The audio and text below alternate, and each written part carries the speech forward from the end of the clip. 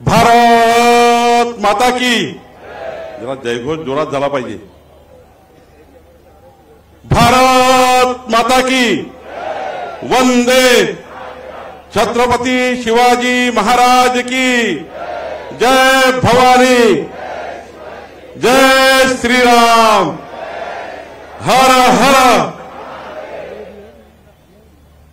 आजच्या या सन्मान सोहळ्याला उपस्थित आपल्या देशाचे विकास पुरुष आणि आपल्या सर्वांना, आपल्या सर्वांच्या परिवारावर आणि त्यांचा परिवार आणि आपला परिवार एकत्रित मिळून त्यांचा स्नेह आणि त्यांचा आशीर्वाद आपल्याला नेहमीच मिळाला आहे, असे माननीय नामदार नितीनजी गडकरी साहेब, महाराष्ट्राचे लोकनेते, महाराष्ट्राच्या 14 कोटी जनतेला विकासाकडे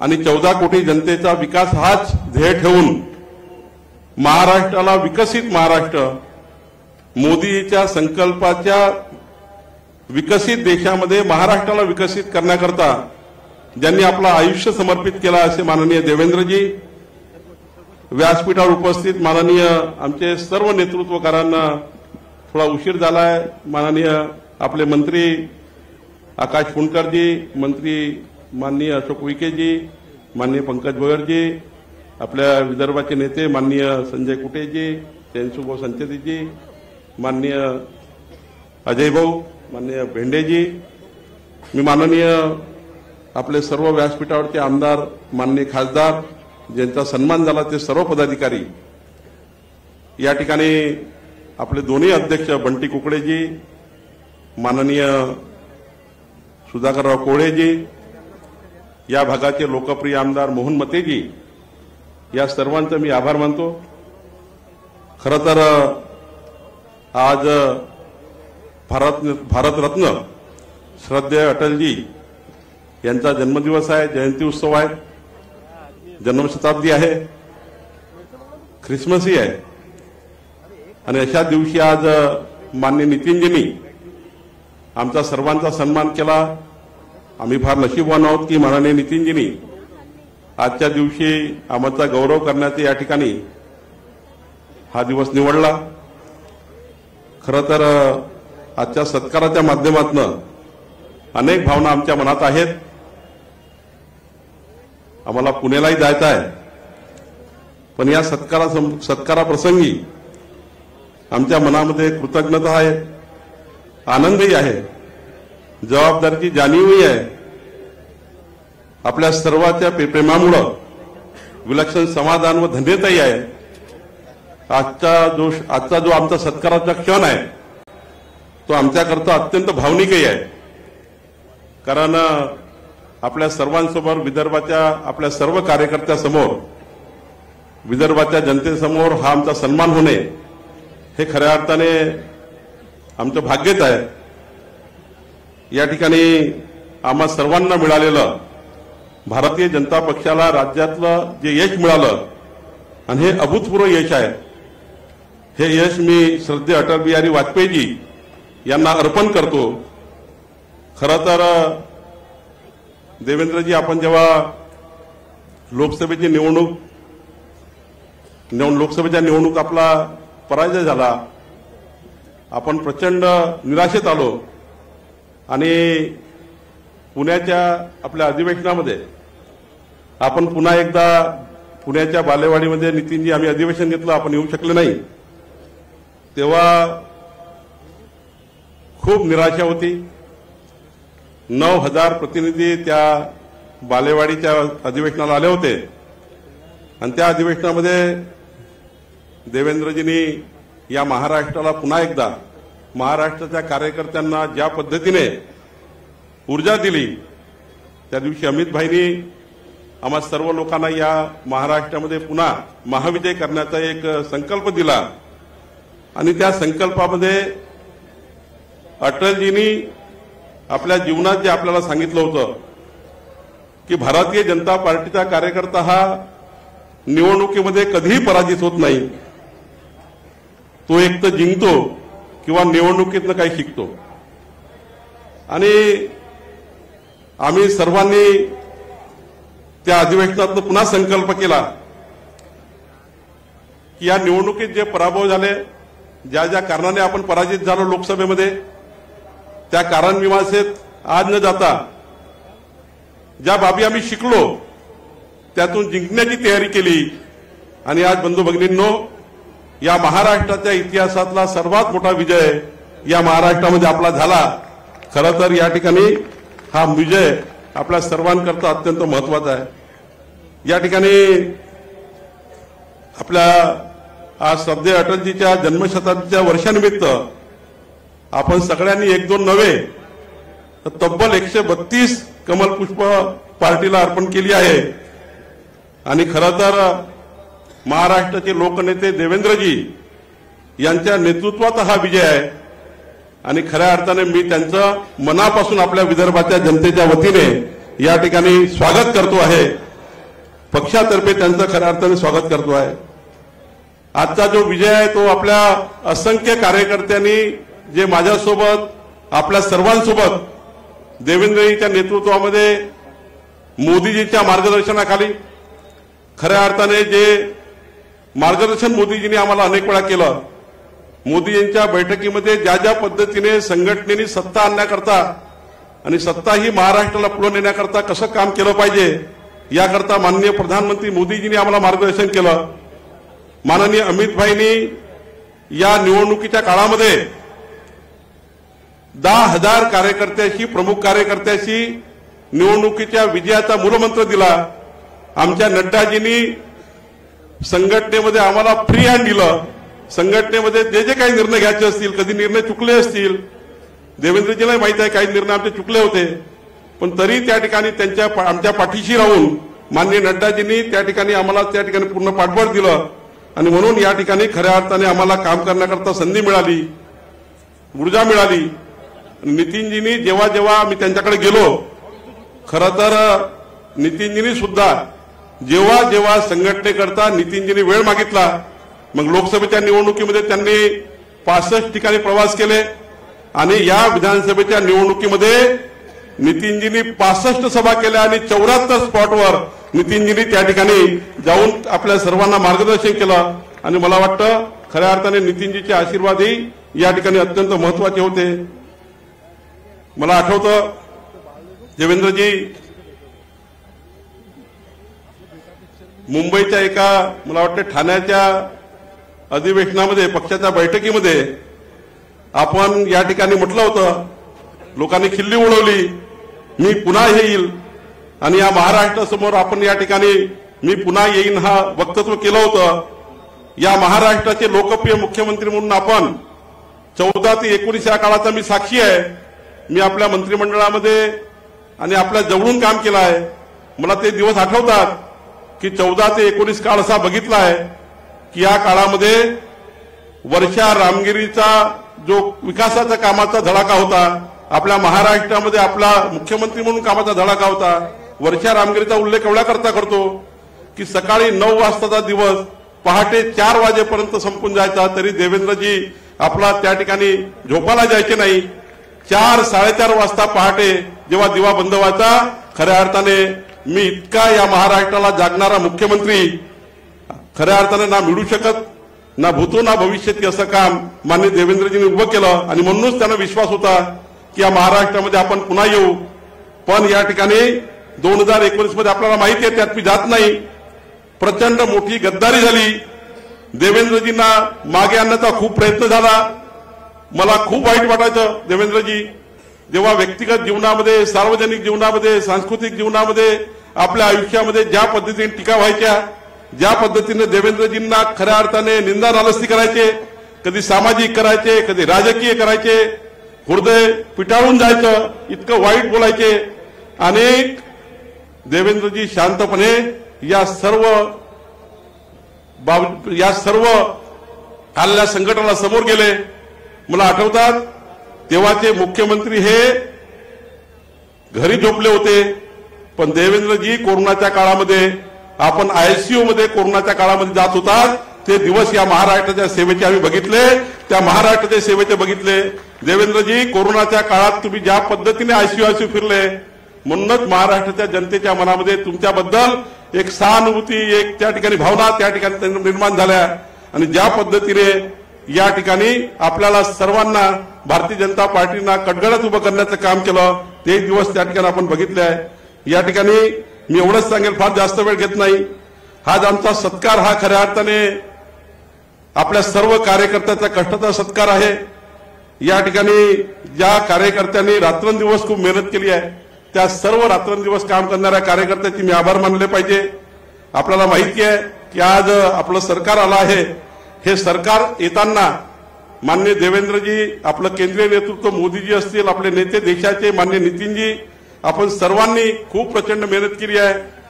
आपल्या या ठिकाणी बसलेले देवदुर्लभ कार्यकर्ते ज्यांनी आपल्या जीवाचं रान केलंय, रक्ताचं पाणी केलं, हाडाचे काळं केले आहेत, खऱ्या अर्थाने माझ्यासारख्या कार्यकर्त्याला अभिमान आहे की तुमच्यासारखे देवदुर्लभ कार्यकर्ते आणि नेते आमच्या नशिबात आहे, म्हणूनच आम्ही हे सर्व करू शकलो आणि म्हणूनच हा सन्मान मी तुम्हाला समर्पित करतोय।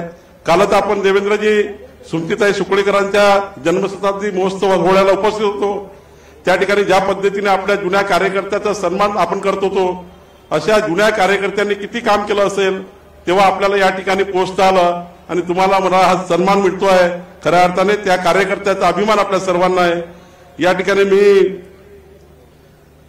माझ्याबद्दल काही सांगायची या ठिकाणी फार मला या ठिकाणी जास्त वेळ घ्यायचा नाही आहे, पण देवेंद्रजी मला आठवतात 1992चा काळ, त्या काळात मी छत्रपती सेनेत होतो। 3 वर्ष नितीनजींनी 92 ते 95 चंद्रशेखर बावनकुळेंनी भारतीय जनता पार्टीत काम केलं पाहिजे। मी छोटा होतो फार, पण ऑटो रिक्षा चालवत होतो, तेव्हा नितीनजीने मला घरी बोलून मनोहरराव सोनकुसेसोबत काम करायचो। नितीनजीने मला बोलून सांगितलं की तू भाजपाचं काम कर। 95ला तो दिवस आला, स्वर्गीय गोपीनाथजी आले, संघर्ष यात्रा आली, नितीनजीने मला हात धरून कोराडला येऊन माझं स्वागत केलं, मला पक्षात घेतलं। मला तोही दिवस आठवतो की सुनील केदारांनी माझ्या घराचे, माझ्या प्रॉपर्टीचे सारे पैसे अडवले सरकार आल्यावरही। नितीनजी, तोही दिवस आठवतो की तुम्ही त्या दिवशी मंत्रालयात राज्याचे सार्वजनिक बांधकाम मंत्री, कॅबिनेट मंत्री असूनही मला हात पकडून त्या डेस्क ऑफिसरकडे घेऊन गेले। एक कॅबिनेट मंत्री राज्याचा तेव्हा 1997 मध्ये मला हात धरून एका डेस्क ऑफिसरकडे घेऊन गेले आणि माझ्या समोर आत्ता 5 मिनिटांमध्ये बावनकुळेची ऑर्डर निघाली पाहिजे। बघा, मला त्या दिवशी माझ्या घराचे 20 लक्ष रुपये माझ्या घराचे पैसे नसते मिळाले, तुम्ही घर बांधू शकलो नसतो, मी माझं जीवन सुरुवात करू शकलो नसतो, खऱ्या अर्थाने आमचं आयुष्य वाईट गेलं असतं आणि इथेही दिसलो नसतो। पण तो दिवस महत्वाचा होता नितीनजी, ज्या दिवशी तुम्ही मला हात धरून त्या डेस्क ऑफिसरकडे नेलं होतं, तो दिवस माझ्याकरता फारच महत्वाचा होता। मला आठवतं तुम्ही मला घर बांधण्याकरता प्रोत्साहित केलं, घराच्या उद्घाटनाला पालकमंत्री असताना तुम्ही न जमत असताना तुम्ही त्या ठिकाणी आले। मला तोही दिवस आठवतो, 97ला तुम्ही जिल्हा परिषदेचं तिकीट मला दिलं, मला 2002चे तिकीट तुम्ही घरी बोलून दिलं। 2004ला जेव्हा स्वर्गीय मनोहरराव आकरे हे त्या ठिकाणी त्यांचं निधन झालं, तेव्हा आपण मला घरी बोलवून विधानसभेचं तिकीट दिलं। 2009लाही मला पक्ष कार्यालयात जावची गरज पडली नाही, तुम्हीच त्या ठिकाणी तिकीट मिळवून देण्याचा प्रयत्न केला। 2014ला देवेंद्रजी तुम्ही अध्यक्ष असताना माझ्यासारख्या कार्यकर्त्याला पुन्हा सांगितलं की एकदा पुन्हा लढलं पाहिजे। नितीनजींनी तेव्हाही त्या ठिकाणी खूप प्रचंड ताकद दिली। मला अभिमान आहे की देवेंद्रजी तुम्ही मुख्यमंत्री झाले, आपण माझ्यासारख्या कार्यकर्त्याला बोलवून या राज्याचं ऊर्जा मंत्री पद, त्या पदावर काम करण्याची संधी, मंत्री म्हणून कसं काम केलं पाहिजे त्याचं मार्गदर्शन, राज्यात समाजाच्या शेवटच्या गरीब माणसांना, शेतकऱ्यांना वीज मिळवून देण्याकरता दिलेलं प्रोत्साहन, नितीनजींनी सांगितलं काही झालं तरी 15 लाख शेतकऱ्यांच्या घरी वीज कनेक्शन गेलं पाहिजे, त्याकरता करावयाची कारवाई, हे सारे दिवस आठवतात। कधी कधी मी एकटा असलो की हे सारं आठवतं, भीती वाटतं। जुन्या काळात गेलं की देवेंद्रजी कधी कधी भीती वाटली की मी आई महालक्ष्मीच्या जमदेरात चाललो जातो, दर्शन करून घरी येऊन जातो। खरं तर भावनात्मक दिवस आहे आणि देवेंद्रजी तुम्ही खरंच खूप ताकद दिली। नेत्यांना भारतीय जनता पार्टीत आणून नेता कसं बनवायचे हे नितीनजीकडे आपण त्या ठिकाणी शिकलो पाहिजे आणि नेतृत्वाला संधी कशी द्यायची हे देवेंद्रजीकडे शिकलं पाहिजे. जर तुम्ही संधी दिली नसती तर आम्ही सर्व इथे नसतो. नितीनजी, तुम्ही तेव्हा हात पकडून आम्हाला पक्षात नसतं घेतलं तर आम्ही इथे नसतो. त्यामुळं तुम्ही दोघंही देवदुर्लभ आहात आणि तुमच्यासारखे देवदुर्लभ नेते आमच्या नशिबात आहे. खरं तर आमचंच हीच आमची कमाई आहे. या ठिकाणी मला आठवतं 4 ऑक्टोबर 2019 देवेंद्रजीच्या हातात हात देऊन रात्रभर आम्ही बसलो होतो. देवेंद्रजी, खरं तर त्या दिवशीची रात्र मी कधीच विसरू शकत नाही. आणि नितीनजी, ती अस्वस्थता जी होती ती प्रचंड होती. 4 ऑक्टोबरचा दिवस असा होता की आम्ही सर्व निराश होतो, अस्वस्थ होतो. पण ज्या पद्धतीनं देवेंद्रजी आणि नितीनजींनी त्या दिवशी मला सांभाळलं, तोही दिवस माझ्या आयुष्यामध्ये फार खऱ्या अर्थाने जरी निराशा होती, दुःख होतं, तरी त्या ठिकाणी त्या दुःखातनं निघण्याकरता, त्या निराशेतनं निघण्याकरता जे पाठबळ द्यावं लागतं नेत्यांनी, तो दिवस मला सांभाळण्याकरता तुम्ही जे पाठबळ दिला आहे ना, तुम्ही कधीच विसरू शकत नाही. आणि त्यामुळं या ठिकाणी त्या दिवसाची मला नेहमीच आठवण होतं. मला जेव्हा विधान परिषदेत तिकीट दिलं देवेंद्रजी, तुम्ही आणि नितीनजींनी, निवडून आल्यावर ज्या पद्धतीने तुम्ही मला मिठी मारून कलेक्टर ऑफिस समोर ऊर्जा दिली, तोही दिवस मला आठवतो. देवेंद्रजी, आपण मला नितीनजी राज्याचे अध्यक्ष 12 ऑगस्ट 2022 तोही आठवतो. मला नड्डाचा फोन आला की आपको अध्यक्ष नियुक्त किया जाता है. मला अमरावतीचे ते भाषणही आठवतं. अध्यक्ष झाल्यावर की होते माझ्यासोबत संजय कुठेही होते.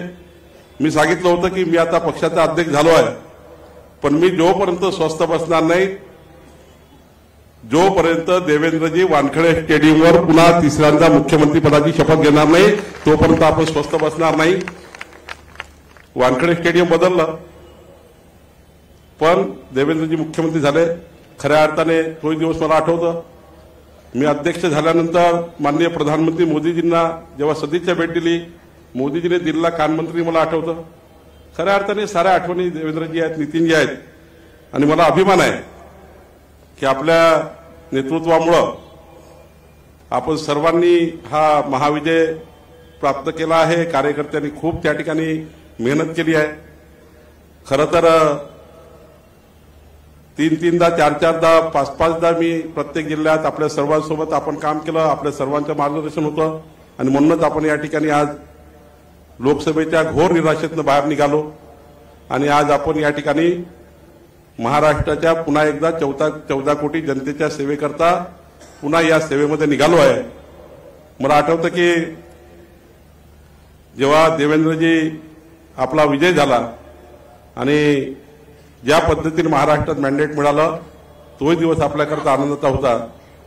आणि ज्या दिवशी आपण मुख्यमंत्री पदाची शपथ घेतली, त्या दिवशी महाराष्ट्रातल्या असंख्य कार्यकर्त्यांच्या मनातला जो एक त्या ठिकाणी आनंद होता, देवेंद्रजी आपल्याला एखाद्या वेळी तो आनंद तुम्हाला माहिती आहे, पण मला माहिती आहे की महाराष्ट्राच्या प्रत्येक कार्यकर्त्याच्या मनामध्ये होतं की देवेंद्रजी या महाराष्ट्राचे मुख्यमंत्री व्हावे. या ठिकाणी खरं तर मी जास्त वेळ घेऊ शकत नाही, पण मी पुन्हा एकदा आपले सर्वांचे आभार मानतो.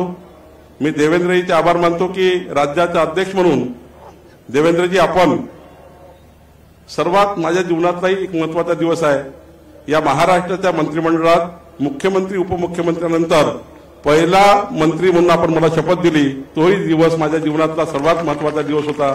मी आपल्या सर्वांचे हात जोडून या ठिकाणी आपल्या सर्वांचे आशीर्वाद असेच माझ्यावर ठेवावे असं आपल्याला या ठिकाणी विनंती करतो. आणि पुन्हा एकदा आपण माझा सन्मान केला, माझा सत्कार केला, त्याबद्दल सर्वांचे आभार मानून माझे 2 शब्द संपवतो. धन्यवाद.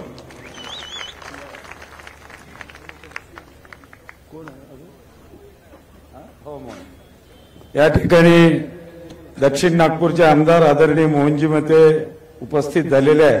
त्यांचंही स्वागत आदरणीय नितीनजी, आदरणीय देवेंद्रजी, आदरणीय बावनकुळे साहेबांनी करावं अशी विनंती करतो. तद्वतच दिवसाचे आपले नवनिर्वाचित आमदार राजेशजी वानखेडे हे सुद्धा आपल्यामध्ये उपस्थित झाले, त्यांचंही स्वागत आपण करावं अशी विनंती करतो. उमरखेडचे आमदार किसनराव वानखेडेजी हे सुद्धा आपल्यामध्ये उपस्थित झालेले आहे, त्यांचंही स्वागत आपण करावं अशी विनंती करतो. या संपूर्ण कार्यक्रमाच्या मागे ज्यांची भूमिका मोठी आहे आणि ज्यांनी अटलजीच्या गीतांचं मराठीत रूपांतरण केलं आहे असं डॉक्टर उपेंद्रजी कोठेकर, त्यांचंही स्वागत. आदरणीय नितीनजी, आदरणीय देवेंद्रजी, या ना डॉक्टर कोठेकर सर आणि बावनकुळे साहेब यांनी डॉक्टर उपेंद्रजी कोठेकर यांचं सुद्धा स्वागत करावं अशी मी आपणास विनंती करतो.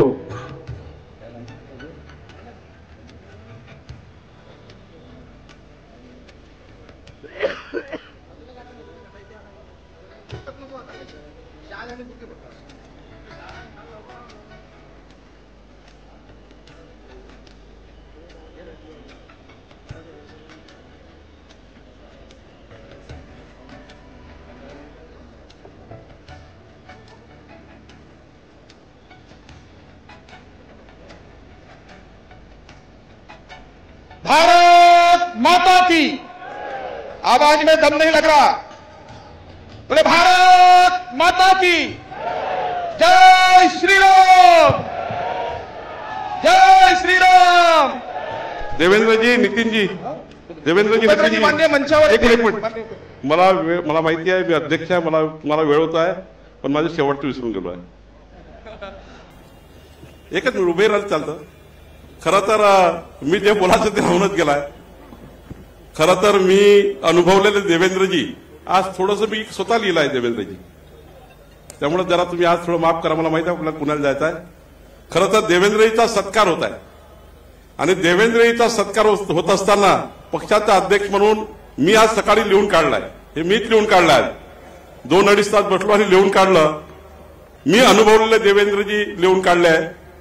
देवेंद्रजी म्हणजे माणुसकी, देवेंद्रजी म्हणजे परममित्र, देवेंद्रजी म्हणजे आधार, देवेंद्रजी म्हणजे सढळ मदत, देवेंद्रजी म्हणजे अतूट विश्वास, देवेंद्रजी म्हणजे चारित्र्य, देवेंद्रजी म्हणजे निर्मळ हास्य, देवेंद्रजी म्हणजे बाणेदारपणा, देवेंद्रजी म्हणजे ध्यासपर्व, देवेंद्रजी म्हणजे कदम मिलाकर चलना होगा, देवेंद्रजी म्हणजे बेरीज आणि देवेंद्रजी म्हणजे चक्रव्यूह भेदणारा आधुनिक अभिमन्यू.